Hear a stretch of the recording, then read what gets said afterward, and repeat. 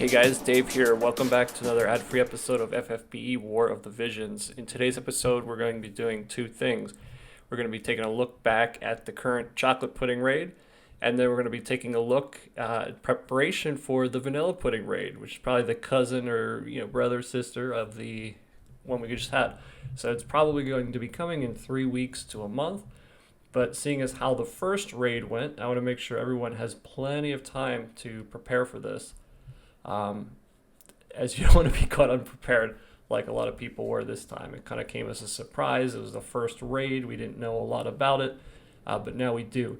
So the first thing I'm going to do in this video, we're going to look back. We're going to talk about the good, the bad, and the ugly, like the slide you see up there. And then I'll go into the new raid, the mechanics, the best units, some strategies, and hopefully that'll give you plenty of time to prepare. So without further ado, let's review. All right, let's start off with the positives. It's always good to be positive, right?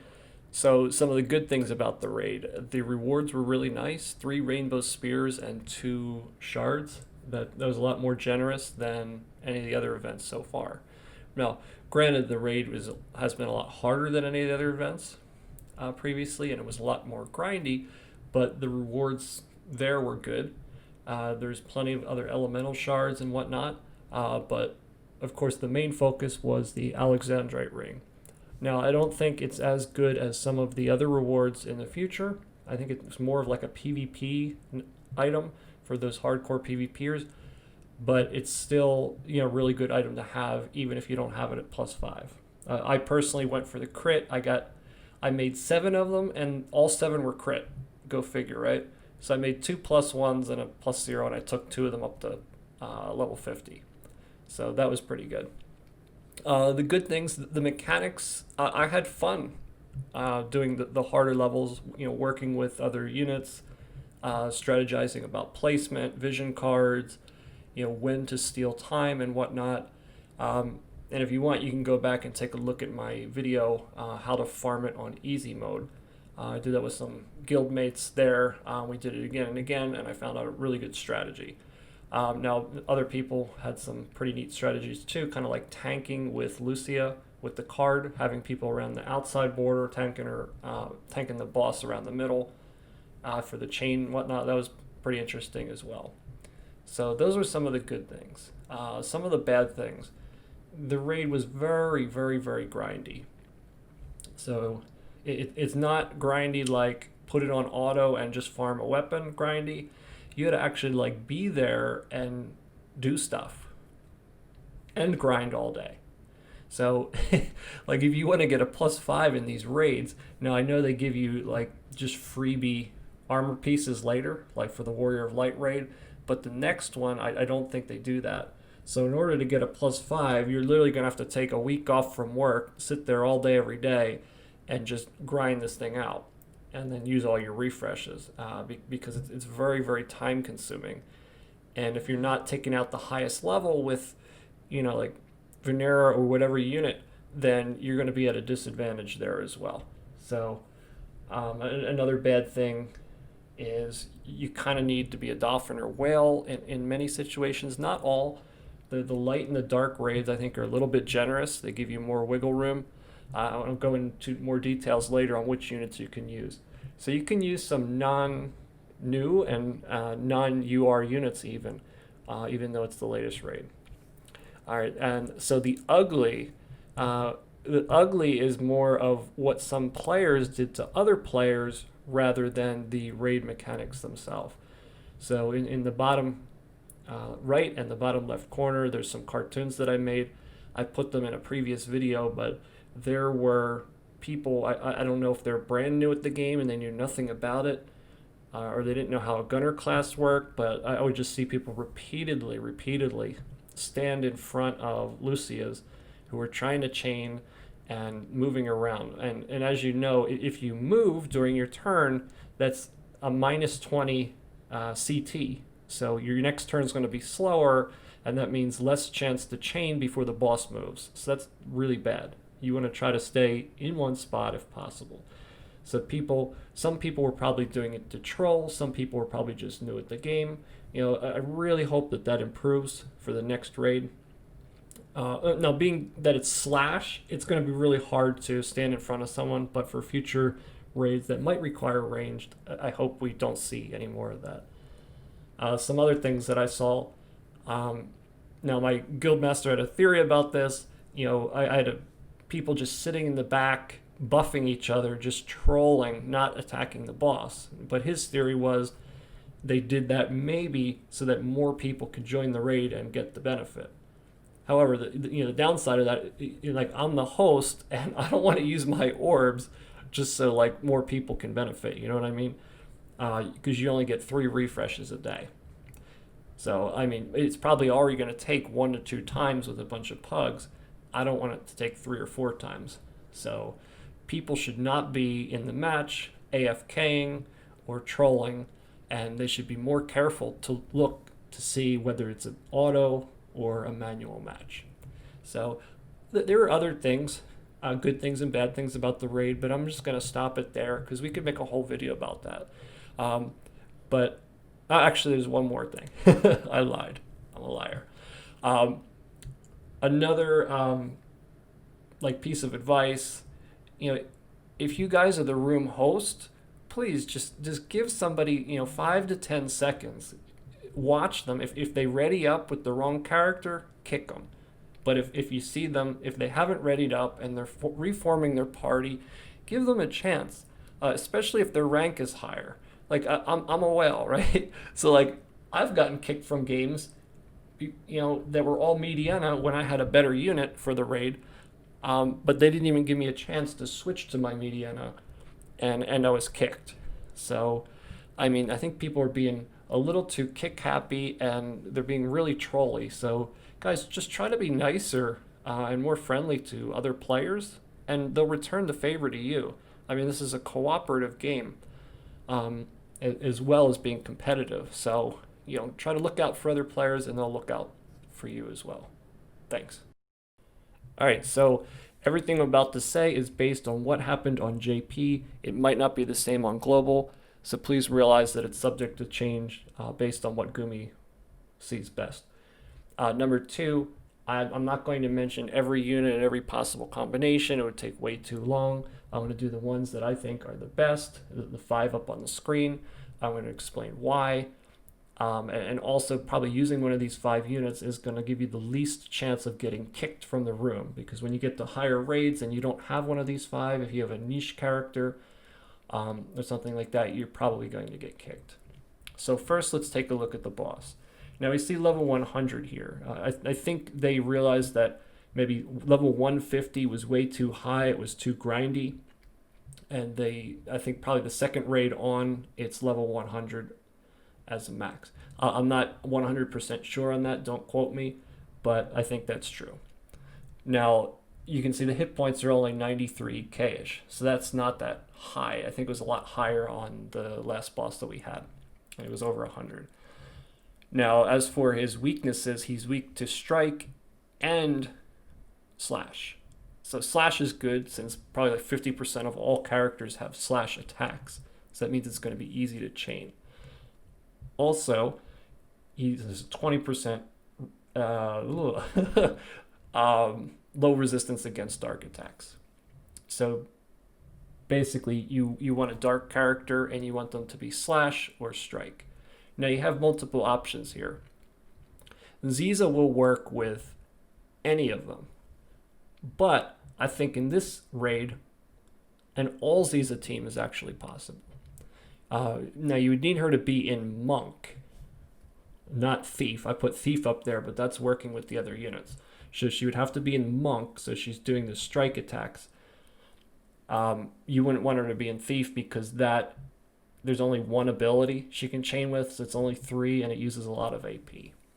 So you could actually just do pummel, steal time, and then save up for like Terra Slash as like your finisher, and then just rotate the steal times in between other attacks. Basically, you move over there, you steal time the first turn. The boss should never be able to take a single turn because you rotate steal times, you rotate pummels, and you rotate Terra Slashes, and it should be super, super easy with all Zizas.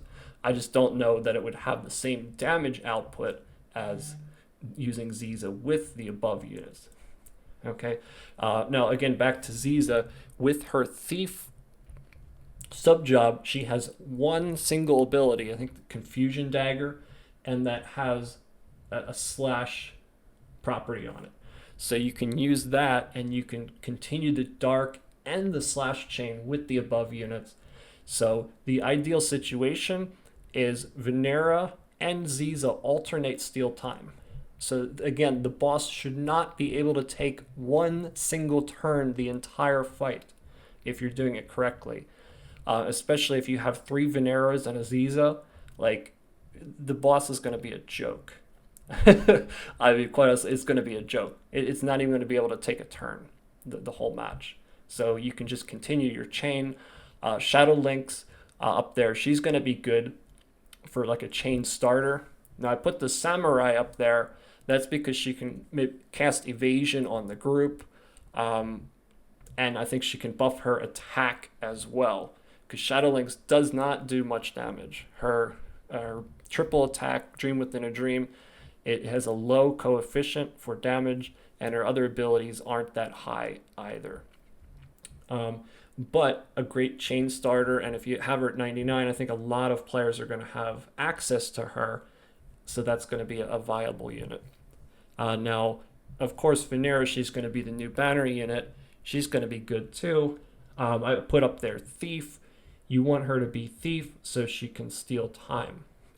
Because that's you're going to want to alternate with Ziza, so the boss will never be able to take a turn, and you can keep the chain the entire fight.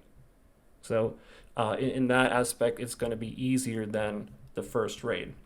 And then Stern is up there. He's just a powerhouse.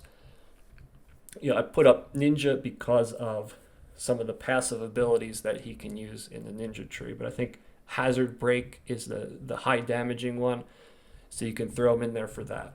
And even Gafgarian works. I put his Dark Knight job because of, I think there's one good TP ability, and like some of the abilities where he sacrifices his own hit points, it's over like a 200% coefficient on those. And even though they're maybe a little expensive on AP, he can just do a regular auto attack and still continue the chain and whatnot. You don't have to worry about using a TP ability and whatnot. So, I mean, that's a good thing about this fight. So, again, all 5 of those characters, I think they're very viable, and I think, Ziza might be able to go on her own, which I think is pretty cool. All right, so let's talk about the strategy. This looks like maybe Whole Cake Island from One Piece or Candyland or something like that.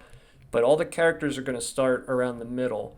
And there's, I think, 3 enemies around the other 3 sides of the map. But everyone on JP said the enemies do not come to you. So hopefully they don't fix that.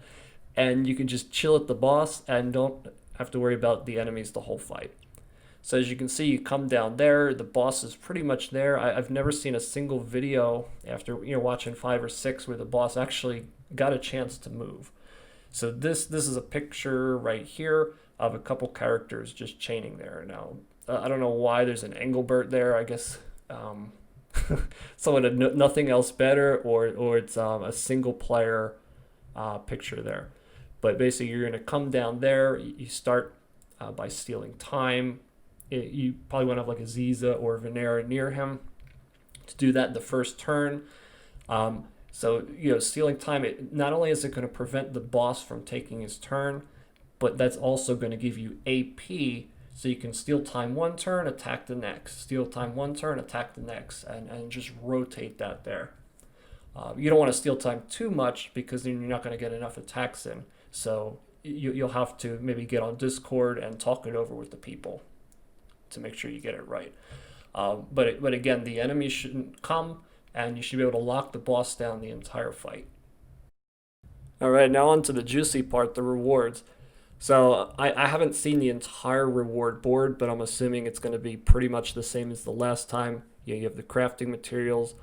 Now, I don't know if the Alexandrite ring was brought back to this one, but all the raids that I saw, which was the Warrior of Light raid and beyond, they did give you access to previous ones. Even the new Behemoth raid that was just out and Tonberry raid, It gave you access to the old platinum helm, and I think there was maybe the Alexandrite ring. One other thing was there, plus Laswell's new sword. So it looks like they're going to give you access to 3. You might not get all the UR things in each raid, but you'll at least get access to 2 or 3 of them. So if you missed getting it before, the Alexandrite ring, don't worry, it's going to come back probably at least once. Same with platinum robes, etc. So this one is the platinum robes. I am going to be trying hard to get this. As you can see, it gives you plus 10 missile resistance, and there's 2 recommended versions. Vital, I think, is pretty garbagey, but the left side shield, you get 18 defense, and it looks like 4 spirit. It's kind of low res. And on the right side, you get shield, so it's 9 defense and 8 spirit. So it's kind of a mix of both. Now being as this is missile resistance, right? It's probably going to be resistant against physical attacks. So I would say shield is probably the best for this one. So this is going to be for units, probably mostly magic users like Mediana, Ayaka, and whatnot, especially with the arena that we have now. You see how powerful the ranged units are. Like I've done arena, I've gone up against strong teams, and I have a streak of 20-0 this week. I've been undefeated because they're so powerful in the current map. But the platinum robes, I think it's definitely worth making a +5 if you can. And I would go for the shield if possible. If not, I would try to make at least like a +4 of one of them.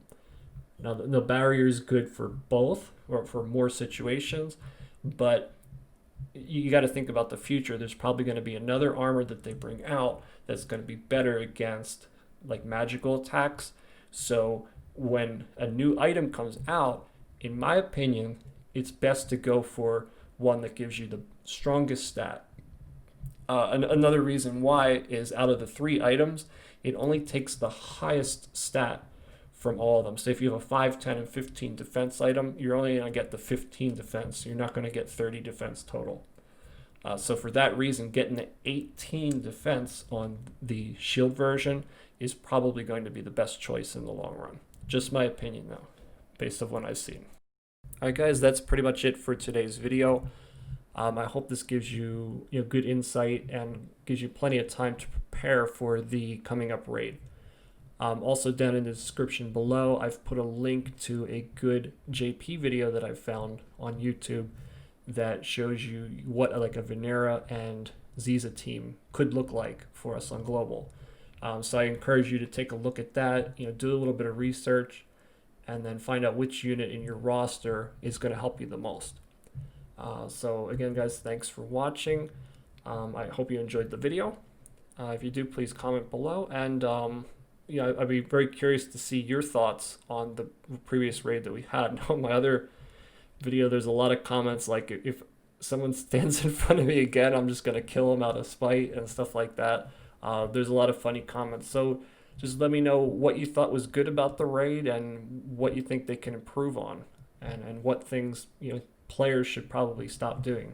So let me know. Again, please comment, like, and subscribe, and I'll see you again on another episode of FFBE War of the Visions. Take care.